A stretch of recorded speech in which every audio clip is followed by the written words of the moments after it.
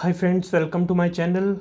In today's video I am going to cover the FP&A profile interview questions. This is purely related to that part only. I am not going to cover the whole FP&A because it's a very wide concept and it will take more time to make you understand. So if you want me to cover any particular topic, so you can mention it in the comment section down and I'll try to make a new video and I'll cover that concept. So I'll not take much time. Let's start the video, and you are requested that those who are new to the channel, please subscribe the channel so that you can get some more informative knowledge about the finance and all that stuff. So let's start. So first of all, whenever FP&A comes into mind, so budgeting, forecasting, variance analysis, that kind of stuff, that kind of questions coming around. So I am just mentioning the type of questions that interviewer can ask. The first one is the profile based questions, that is purely related to the profile that you are working with in your current organization. And the second one is the scenario based oblique case studies. So it's like whatever the scenario the interviewer can throw on you, and whatever the case he will present and ask you about your inputs. And the third one is the purely accounting questions, that where we are working, so we should have the accounting knowledge, and interviewer can deep dive in that stuff and may ask some or more questions. And let's start that how the interview starts. So when the interview starts, the first question comes from the interviewer is to give introduction about yourself. So I think everyone has prepared some brief intro about themselves, so there is nothing much to provide. But yes, when you come to your work profile, make sure that you are coming starting from your first job to the last where you are currently working, and make it is very crisp that whatever you are doing in FP&A profile in your current organization, make it crisp and make it in that language that the other person can easily understand. And if he has any doubt, so that he can ask you on that questions and you can comfortably provide your inputs on that. So next question comes from the interviewer is budgeting and forecasting. What understanding you have about the budgeting and forecasting? So let me start with the budget. Budget is a one-time activity that happens once in a year, or maybe in some of the organization it happens twice.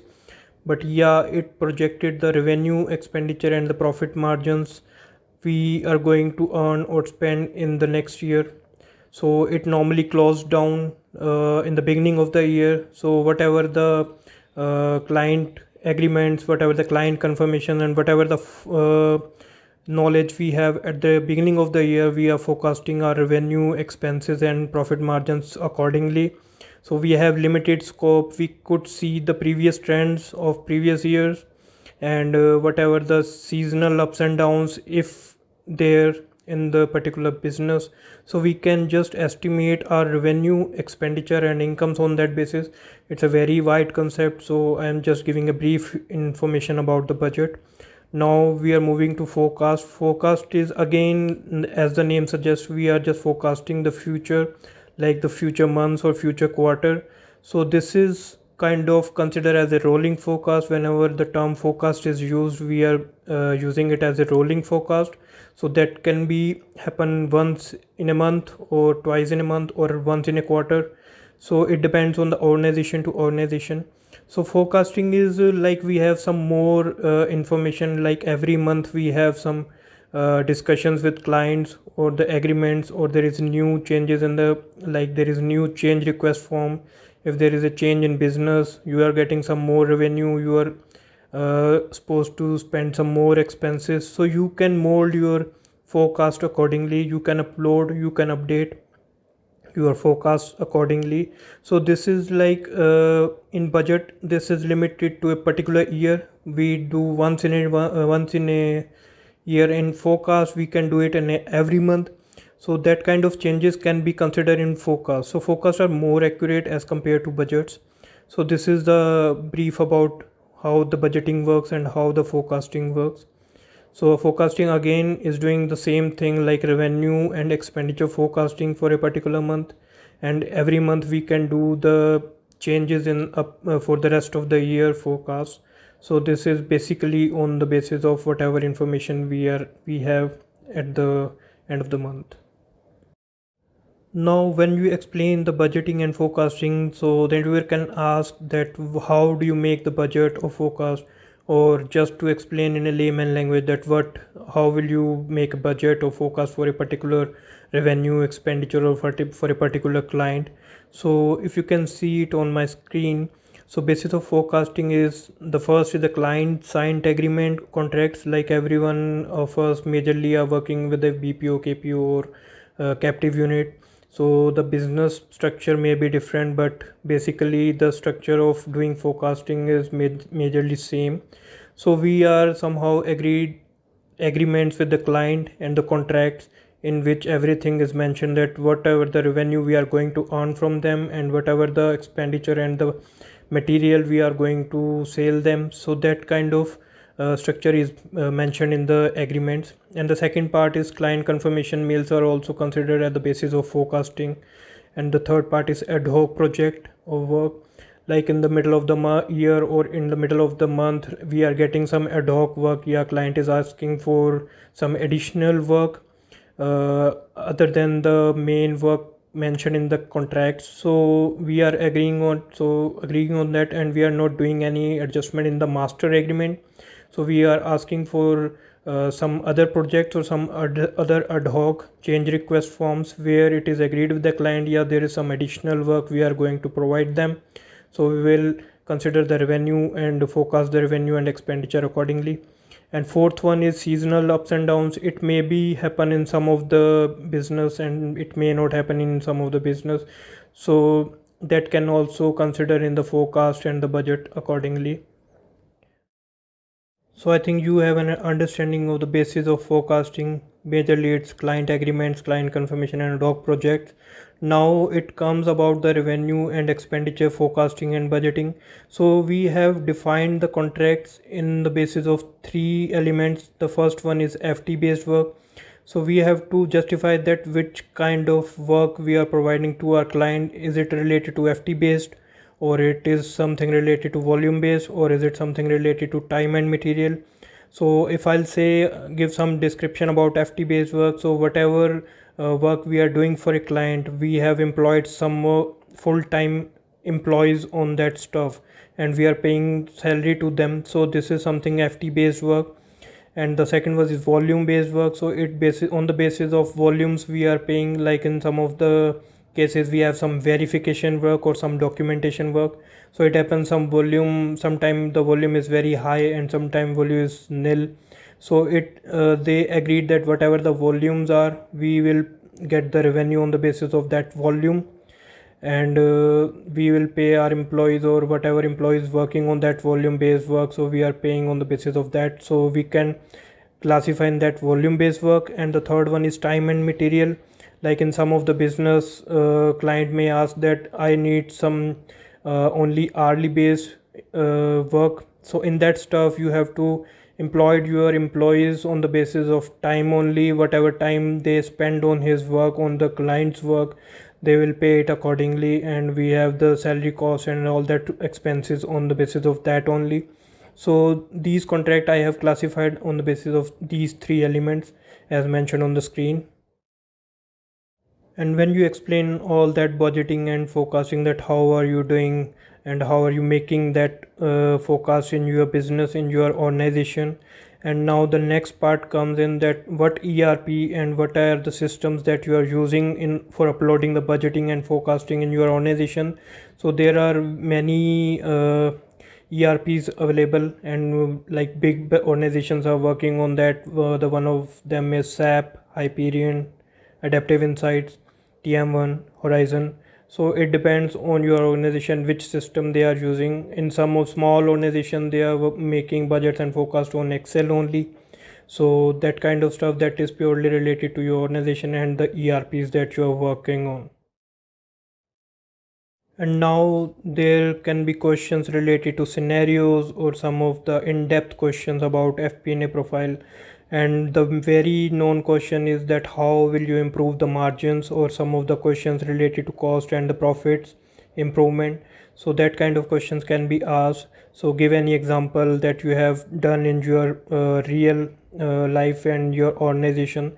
So that kind of questions can be asked. So giving some brief answer on that, so you can say that we can do the band mix. Band mix is like if any higher band employee left the organization, we can replace it with a lower grade band employee.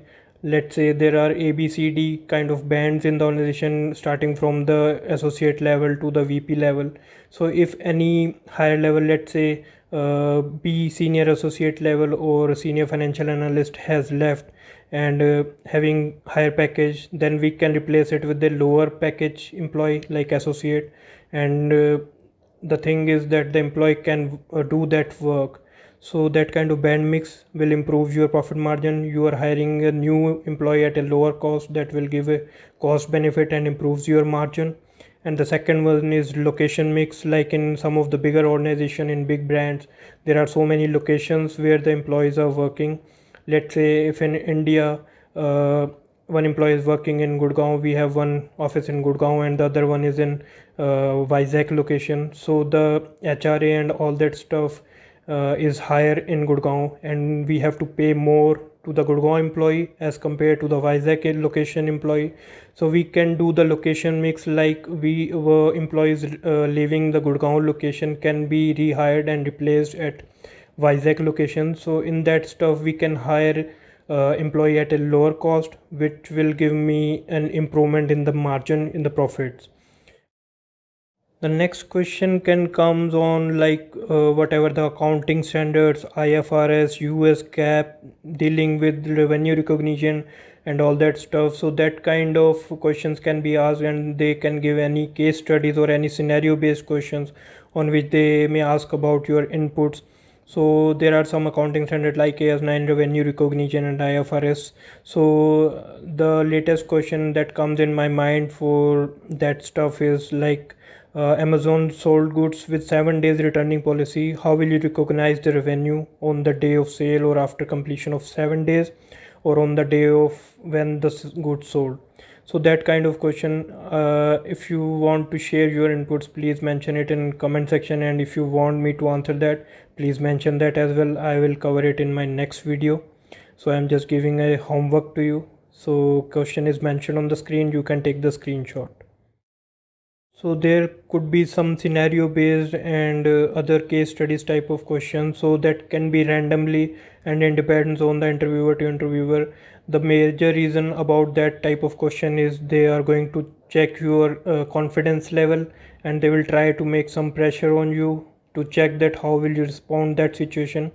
So let me share some of the scenario based question that can be asked by the interviewer. So that could be like on the basis of deferred revenue or some software or implementation expenditure, that deferred revenue expenditure type of cost. And the other one is accrual provisions that appearing in balance sheet or P&L for long. So that kind of stuff and that kind of questions can be asked, and they will continue trying to make depressed that you do not have any backup, you do not have any client confirmation, but you are saying that these are coming year on year, and what would be your inputs and how will you report. So that kind of question they are trying to ask you. So you have to be very calm and try to give the best possible answer that as per your knowledge you can share. Now the last but not the least, like variance analysis and what are the key factors of variances that you observed in your organization. So that kind of questions can also ask. So variance is basically whatever you have budget for any revenue or any kind of expenditure, direct expenses or allocations. So and whatever the variances you are getting as compared to actuals. So you have to give some key factors. Yeah, this is because of that reason. So major factors, major key factors that I believe could be as mentioned on the screen. The first one is timing gap.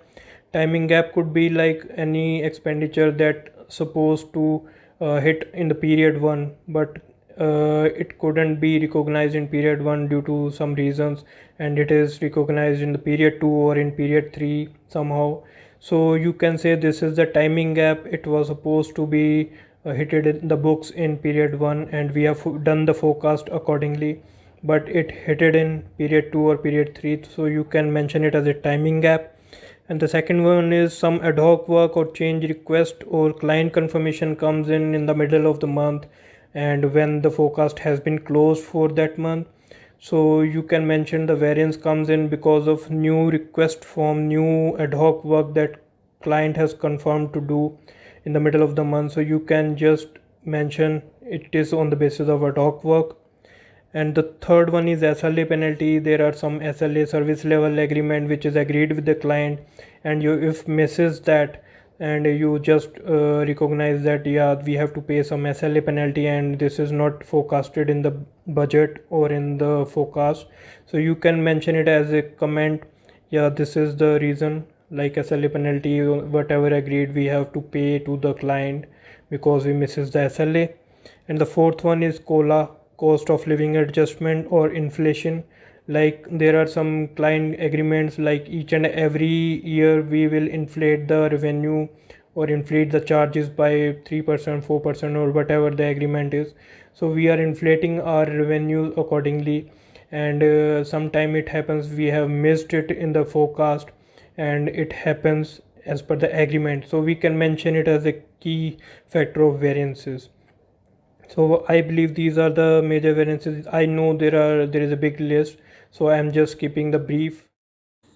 So I have just included the brief questions that an interviewer can ask. I'm not saying these are the only question that interviewer can ask. It depends on interviewer to interviewer.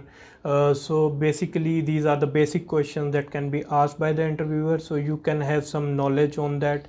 So I've just made a brief video on this. I have just used the layman words and the layman language so that I can make you understand that what are the basic knowledge. Like everyone is working in Fp&a profile, but sometimes it happens that we are unable to explain the concept that we are working on.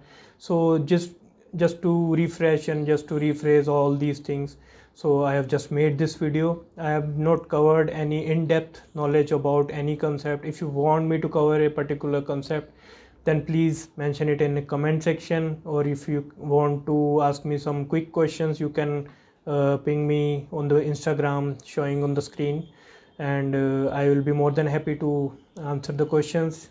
If you have watched this video till now, please subscribe the channel and try to share the video with your friends or those who are looking to get some knowledge about FP&A.